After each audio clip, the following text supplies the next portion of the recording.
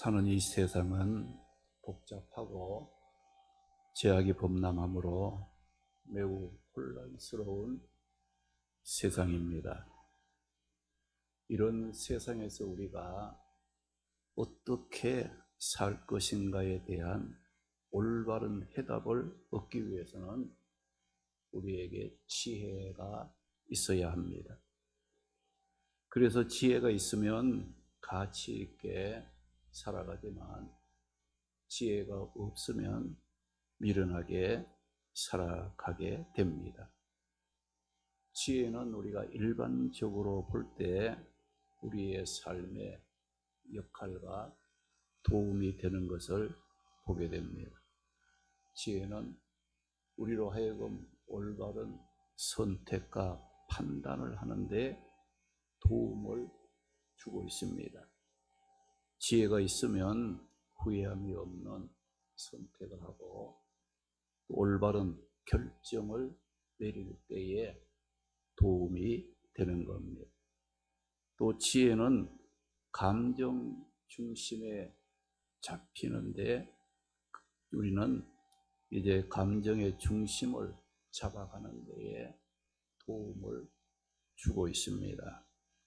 우리가 지혜가 있게 되면 화가 나거나 또 슬픈 상황에서도 감정의 소용돌이에 매몰되지 않고 평정심을 가짐으로 우리가 충동적인 실수를 줄이고 마음의 평화를 유지하는 데에 도움을 얻게 될 것입니다.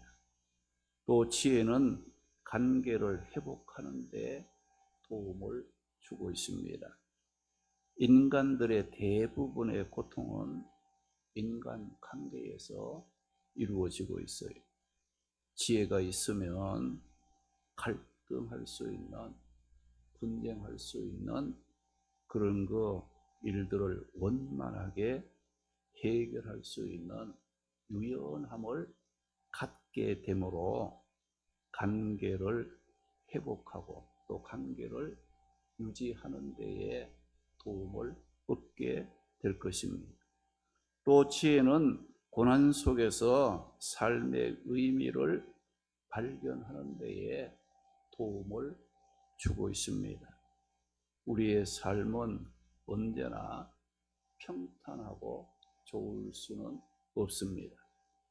지혜가 있게 되면 시련을 만났을 때 그 시련을 단순히 불행으로 보지 않고 그 시련을 통해 더 나은 성장의 기회로 삶의 과정으로 받아들일 수 있는 통찰력을 갖게 되므로 삶을 더 성숙하게, 더 단단하게 만들어 갈 수가 있게 됩니다. 오늘 말씀 17절에 보게 되면 오직 위로부터 난 지혜라는 말이 나오는데 오직 위로부터 난 지혜라는 이 말은 사람들이 생각하는 일반적인 지혜 외에 또 다른 지혜가 있다는 것을 말하고 있습니다. 그러면 위로부터 난 지혜 외에 또 다른 지혜는 어떤 지혜가 있는가? 오늘 15절에 보니까 이러한 지혜는 위로부터 난 지혜가 아니요 라고 한 말씀을 보게 되면 위로부터 내려오지 않는 지혜가 있다는 거예요. 그러므로 지혜는 크게 두 종류의 지혜로 분류할 수가 있습니다. 하나는 위로부터 난 지혜가 있고 또 다른 하나는 땅으로부터 난 지혜입니다. 위로부터 난 지혜는 영적인 지혜로 하나님으로부터 오는 지혜를 말하고 땅으로부터 난 지혜는 세상적인 지혜로 땅의 것이고 정욕적인 것이고 마귀적인 거짓된 지혜를 말하는 겁니다. 오늘 본문 15절에 보니까 이러한 지혜는 위로부터 온 것이 아니요 땅의 것이요 정욕의 것이요 귀신의 것이라 그 말씀을 하고 있어요. 오늘 저와 우리 성도들이 비롯해서 모든 자들이 이 세상을 살아가는 방법을 보게 되면 이 두 가지 지혜 중에 하나를 선택해서 살아가고 있는 겁니다. 우리 구원받은 성도들은 살아가는 일에만 몰두할 것이 아니라 나는 그동안 어떤 지혜로 살아왔는지를 돌아볼 줄 알아야 하고 앞으로는 어떤 지혜로 살아갈 것인가에 대하여 생각할 줄 알아야 하는 겁니다. 왜 그렇습니까? 사람은 자신이 무엇을 생각하고 무엇을 기준으로 삼고 살아가냐에 따라서 그 사람의 일생이 좌우됩니다.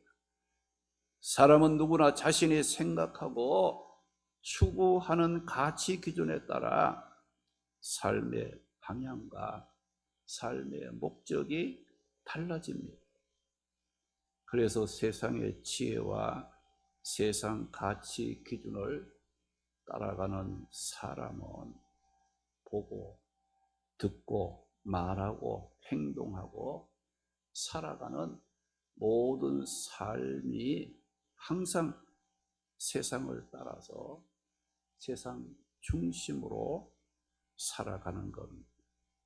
그러나 위로부터 난 영적 지혜와 영적인 가치 기준에 따라 살아가는 사람은 먹든지 마시든지 무슨 일을 하든지 먼저 하나님이 기뻐하는 것인가를 찾고 하나님의 영광을 위하여 살고자 힘쓰는 겁니다. 우리가 같은 하루를 시작할지라도 찬송 한 장이라도 부르고 말씀 한 절이라도 묵상하고 잠깐이라도 믿음으로 기도하고 시작하는 하루와 말씀과 기도가 없이 인간의 생각으로 시작하는 하루는 전혀 다르다는 것을 알아야 합니다. 우리 교회가 2026년 새해에는 우리 모든 성도들이 성경 암송을 합니다. 우리 1월 달에는 빌립보서 4장 6절에서 7절 말씀 아무것도 염려하지 말고 다만 모든 일에 기도와 간구로 너희 구할 것을 감사함으로 하나님께 아뢰라.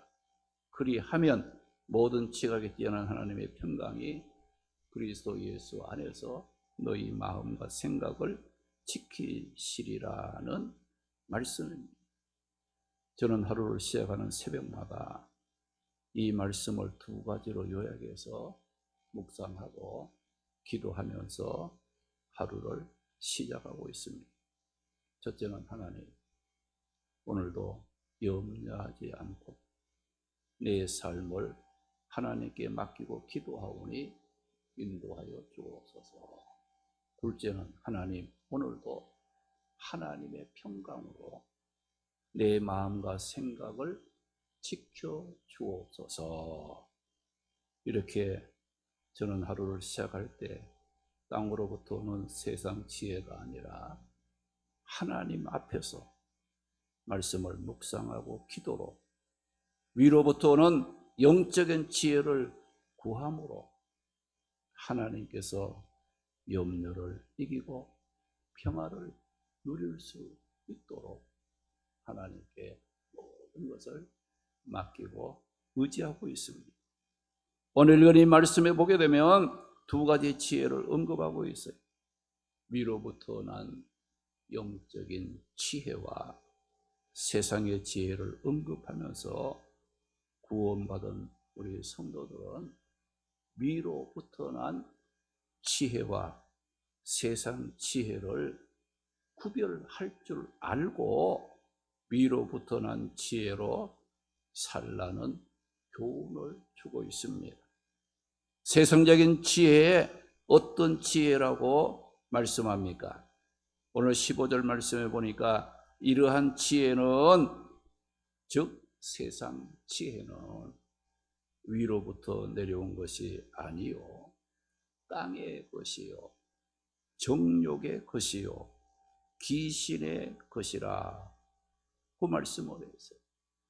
세상 지혜는 하나님이 주신 참 지혜가 아니라는 거예요. 세상 지혜의 성격은 세 가지 성격을 가지고 있음을 말씀하고 있습니다. 첫째는 세상 중심의 성격을 가지고 있다는 거예요.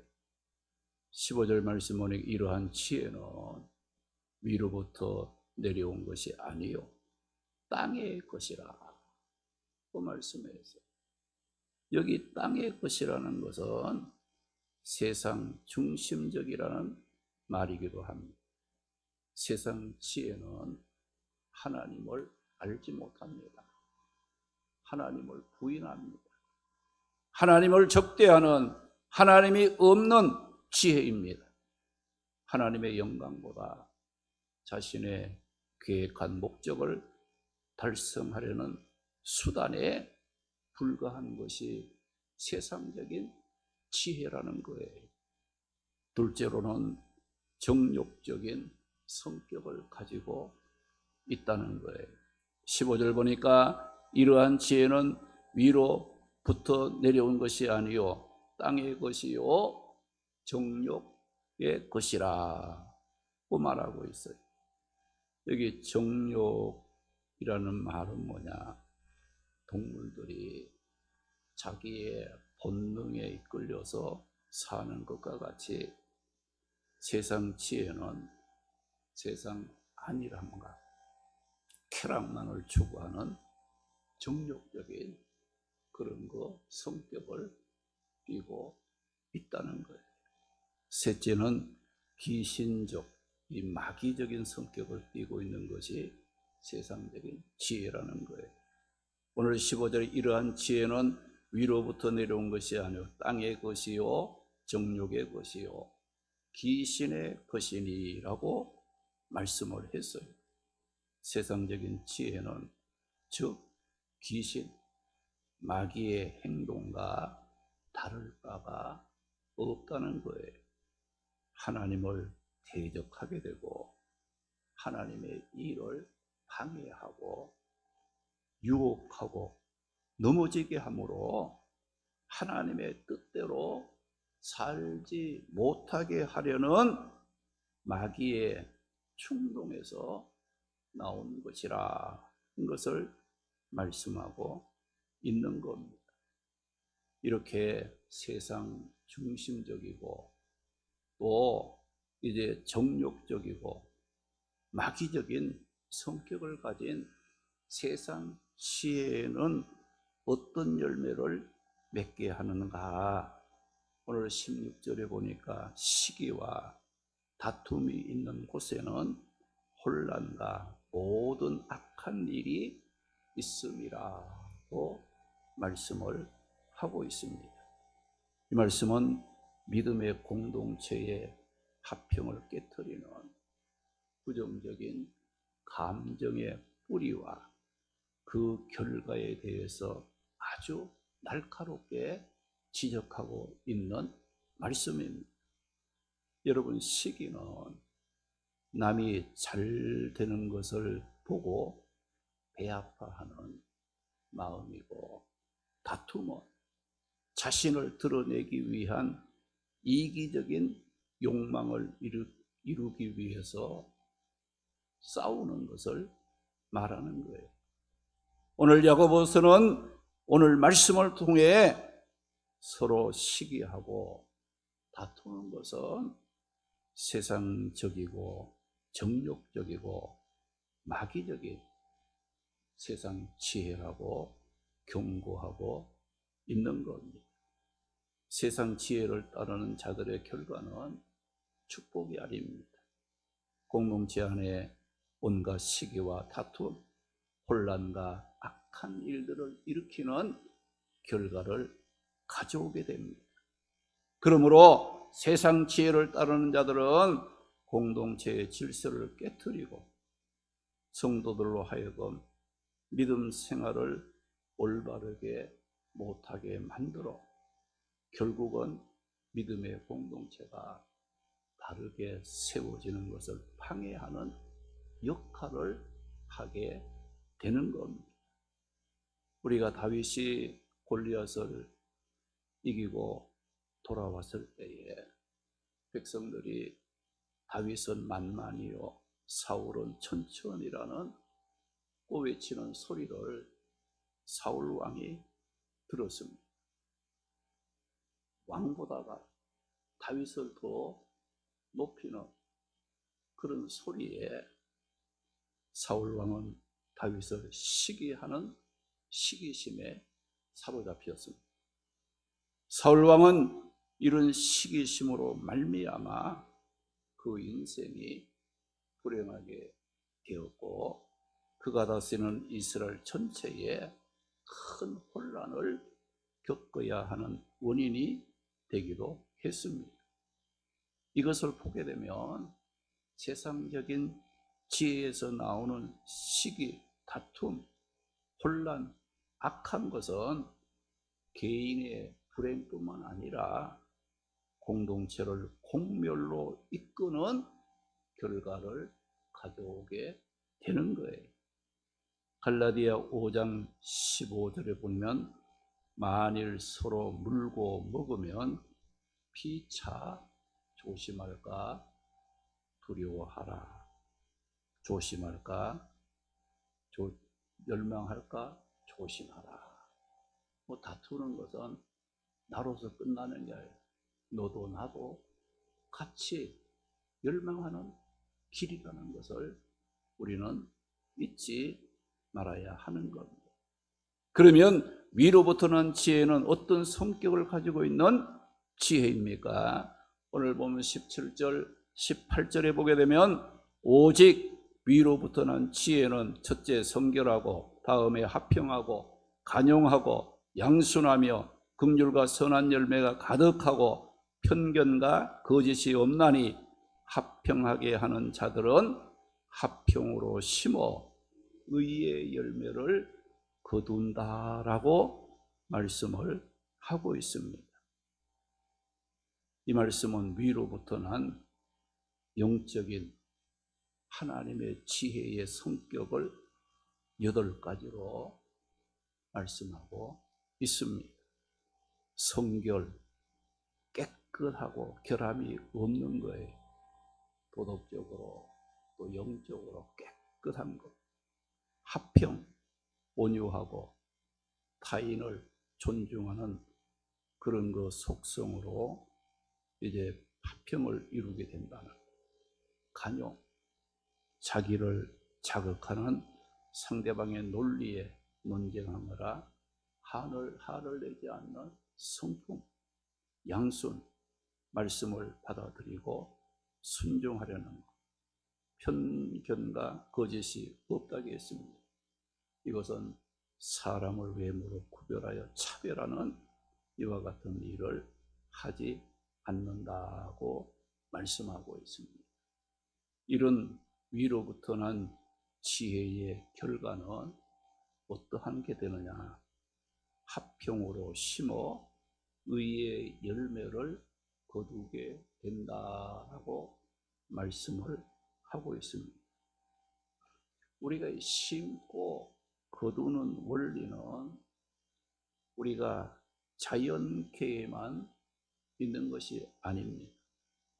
우리의 삶, 특별히 영적 생활에도 동일하게 적용되고 있다는 것을 알고 살아야 한다는 겁니다. 오늘 말씀에 보게 되면 화평으로 심어 의의 열매를 거둔다라고 말씀을 했습니다.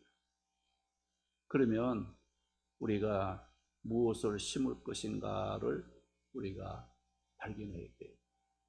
내 삶을 통해 심기어지는 것이 세상의 지혜인 시기나 다툼 혹은 혼란과 악한 것인지, 아니면은 하나님의 지혜인 성결과 화평인지를 분별할 줄 알아야 하는 것.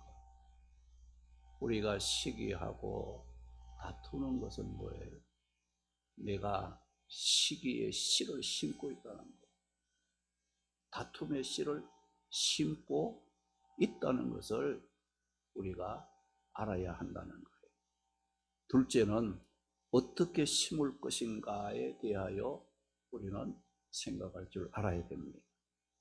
우리가 거짓 방법, 즉 시기나 다툼, 악한 방법으로 심으면 절대로 의의 열매는 거둘 수 없다는 거예요.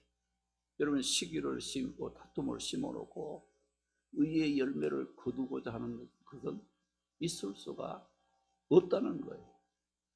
그래서 우리는 화평이라는, 사랑이라는 그 토양 위에서 성결하고 화평하고 간용하고 양순과 긍휼과 사랑으로 그걸 심어야 거기에서 거둘 수 있는 게 뭐냐? 의의 열매를 거둘 수 있다. 이것을 말씀하고 있어요. 우리가 의의 열매, 여러분들 다툼과 시기로 내 삶을 심어가게 되면 거기에는 거짓의 열매, 불행의 열매가 맺히는 거예요. 고통스러운 열매가 맺히게 되는 거예요. 우리는 화평이라는 토양 위에 서서 살아야 됩니다. 그 바탕에서 우리가 여러 가지 믿음 생활하고 모든 삶을 이끌어 가야만이 거기에서 얻을 수 있는 게 뭐냐? 의의 열매를 거두는, 옳은 것을 거두는 거예요. 의로운 것을 거두는 거예요. 하나님의 축복의 열매를 거둘 수가 있게 되는 거예요. 그리고 또 우리는 무엇을 거둘 것인가? 우리는 생각할 줄 알아요. 우리가 하나님의 주시는 신령한 지혜, 우리가 이런 것을 심고 살아가려고 하면 지금 당장 보기에는 어떻습니까? 손해를 보는 것 같이 보일 수도 있습니다. 그러나 어렵고 힘들어도 우리가 시기와 다툼을 버리고 우리가 화평과 긍휼과 성결과 우리가 사랑으로 우리의 삶을 이끌어가며 우리의 삶의 삶 속에 그 씨앗들을 뿌리게 되면 하나님은 반드시 의의 열매를 거두도록 축복해 주신다. 이것을 잊지 말아야 합니다. 갈라디아 6장 7절에서 9절에 보게 되면 우리가 믿는 하나님은 어떤 분이라고 말씀하고 있어요. 사람이 무엇으로 심든지 심은 그대로 거두게 하시는 하나님이라고 말씀하셨습니다. 자기 육체를 위하여 심는 자는 육체로부터 썩어질 것을 거두게 하시고 성령을 위하여 심는 자는 성령으로부터 영생을 거두게 하신다고 말씀을 하고 있습니다. 우리가 심는 대로 거두게 하시는 이런 하나님을 믿고 낙심하거나 포기하지 않고 세상 지혜를 버리고 위로부터 난 지혜를 붙잡고 살면 때가 이르면 반드시 하나님께서 의의 열매를 거두도록 축복해 주시는 거예요. 지혜에는 두 종류가 있다고 했습니다. 위로부터 난 지혜와 세상적인 지혜가 있습니다. 세상적인 지혜의 대표적인 특징이 뭐냐? 시기와 다툼을 일으킵니다. 위로부터 난 영적 지혜의 대표적인 특징이 뭐냐? 성결하고 화평하고 사랑이라는 거예요. 위로 난 하나님의 지혜만이 다툼과 분열을 방지하고 화평을 이루고 의의 열매를 맺게 된다.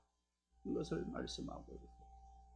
우리가 아무리 잘하고 내가 보기에는 열심히 한다 하지만은 그 가운데 시기가 일어나고 다툼이 일어나면 그건 옳은 것이 아니에요. 위로 난 지혜로, 하나님의 지혜로 살아가는 것이 아니라는 거예요. 그러나 우리가 내가 화평함을 또 이제 좋은 그런 거 관계를 회복하고 그런 것이 있는데 뭐예요? 그것은 뭐예요? 우리가 위로부터 난 지혜를 가지고 살고 있다는 것을 우리에게 증거로 나타나게 되는 겁니다. 시편 37편 37절에 보게 되면 모든 화평한 자의 미래는 뭐라겠는가 하니 평안이라 고 말씀하고 있고요. 잠언 12장 20절에 보게 되면 화평을 의논하는 자에게는 뭐가 있느냐? 희락, 기쁨이 있느니라 고 말씀했어요. 여러분들이 화평을 의논하는 자가 되시기 바랍니다.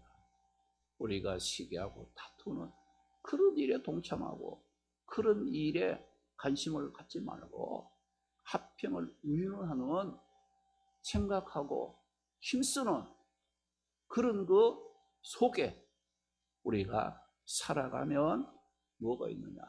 희락이 있다고 말씀했어요. 마태복음 5장 9절에 보면 화평하게 하는 자는 복이 있나니 그들이 하나님의 아들이라 일컬음을 받을 것이라고 했고, 고린도전서 14장 33절에 보게 되면 하나님은 무질서의 하나님이 아니시요 오직 화평의 하나님이시라 고 말씀을 했고, 히브리 12장 14절에 보게 되면 모든 사람과 더불어 화평과 거룩함을 따르라. 이것이 없이는 아무도 주를 보지 못하리라고 말씀을 했습니다. 우리 모두 시기와 다툼과 혼란과 악한 것을 일으킴으로 자신을 불행하게 만들고 하나님을 대적하고 공동체를 무너뜨리는 세상 지혜로 살지 말고 2026년 한 해 위로부터 난 하나님의 지혜를 사모함으로 우리의 삶 속에 화평을 이루고 의의 열매를 맺음으로 하나님이 기뻐하는 복된 삶을 살아가는 성도들이 되시기를 주님의 이름으로 축원합니다. 기도드립니다. 하나님 아버지 감사합니다. 예수님이 땅에 구원자로 오셔서 우리 죄를 대신 지시고 십자가 대속의 죽음을 통해 부족한 저들을 구원하여 하나님의 자녀 삼아주시고 주의 몸된 교회를 통해 믿음 생활하며 하나님을 섬기며 살게 하심 감사합니다. 오늘 들은 말씀을 마음에 새기고 시기와 다툼을 일으키는 세상 지혜를 버리고 위로부터 난 영적 지혜를 사모하고 간구함으로 본사의 화평을 심어 의의 열매를 거두어 주의 몸된 교회를 든든하게 세워가고 자신의 삶을 복되게 이루어가는 모든 성도들이 되게 하여 주시옵소서. 금년도 우리 초원교회 사랑으로 섬기는 교회가 되기를 소망하며 간구하는 성도들의 기도가 응답되게 하여 주시옵소서. 예수님의 이름으로 기도드리옵나이다. 아멘.